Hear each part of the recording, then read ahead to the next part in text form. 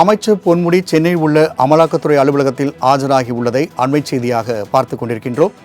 மேலும் கூடுதல் விமர்சன ராகவேந்தர் வழங்க கேட்கலாம். ராகவேந்தர், தற்பொழுது அமைச்சர் பொன்முடி அமலாக்கத்துறை அலுவலகத்தில் ஆஜராகியுள்ளார். இது குறித்தான கூடுதல் விவரங்களை பதிவு செய்யலாம். வணக்கம். கடந்த 2006 முதல் 2011 ஆண்டு வரை திமுக ஆட்சி காலத்தில் கனிம வளத்துறை அமைச்சராக இருந்தவர் பொன்முடி.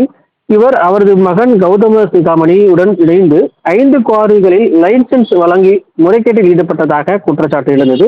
குறிப்பாக விழுப்புரம் மாவட்டம் வானூர் தாலுகாவில் உள்ள பூந்தரை கிராமத்தில் அனுமதிக்கப்பட்ட அளவை விட அதிகமான செம்மண் வெட்டி எடுத்ததாக குற்றச்சாட்டு எழுந்தது.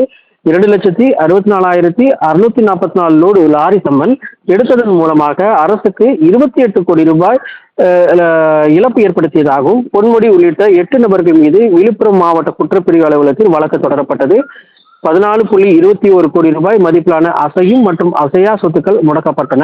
அதில் கௌதம சிகாமணி உறவினரான KS ராஜா மகேந்திரனின் அசையா சொத்துக்கள் 5.74 கோடி ரூபாய் மற்றும் கௌதம சிகாமணியின் மனைவி தொடர்பான நிறுவனம் தொடர்புடைய அசையும் சொத்துக்களும் குறிப்பாக வைப்பு நிதி மற்றும் வங்கிக் கணக்கில் இருந்து தொகை 8.74 கோடி ரூபாயும் முடக்கப்பட்டது.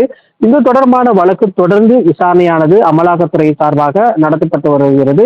கடந்த ஆண்டு இது தொடர்பாக சோதனையும் நடத்தப்பட்டது. அப்போது கணக்கில் வராத பணமும் கைப்பற்றப்பட்டது. இந்த வழக்கு தற்போது தொடர்ந்து நடைபெற்று வருகிறது. இது தொடர்பாக நீதிமன்றமும் விசாரணை செய்து வருகிறது. இந்த நிலையில் இது தொடர்பாக இந்த வழக்கு தொடர்பாக இந்த அரசுக்கு இழப்பு ஏற்படுத்தியது தொடர்பாக பணம் பரிமாற்றம், அதாவது சட்டவிரோத பண பரிமாற்றம் நடைபெற்றிருப்பதாக அமலாக்கத்துறையினர் விசாரணை நடத்தி வருகின்றனர். அந்த குற்றச்சாட்டின் அடிப்படையில் அமலாக்கத்துறையும் வழக்கு பதிவு செய்து தற்போது விசாரணையானது தொடர்ந்து நடத்தி வருகின்றனர். அதன் அடிப்படையில் இன்று அமலாக்கத்துறை சார்பாக பொன்முடிக்கு சம்மன் அனுப்பப்பட்டது. அந்த சம்மனுக்கு தற்போது நுங்கம்பாக்கத்தில் இருக்கக்கூடிய அமலாக்கத்துறை அலுவலகத்தில் தற்போது ஆஜராகி விசாரணையானது நடத்தப்பட்டு வருவதாக அமலாக்கத்துறை அதிகாரிகள் தரப்பில் தெரிவிக்கப்பட்டிருக்கு. தற்போது கிட்டத்தட்ட ஒரு அரை மணி நேரத்துக்கு மேலாக இந்த விசாரணையானது நடத்தப்பட்டு வருவதாக அமலாக்கத்துறை சார்பில் தெரிவிக்கப்பட்டிருக்கு. ராகவேந்தர், தகவலுக்கு நன்றி.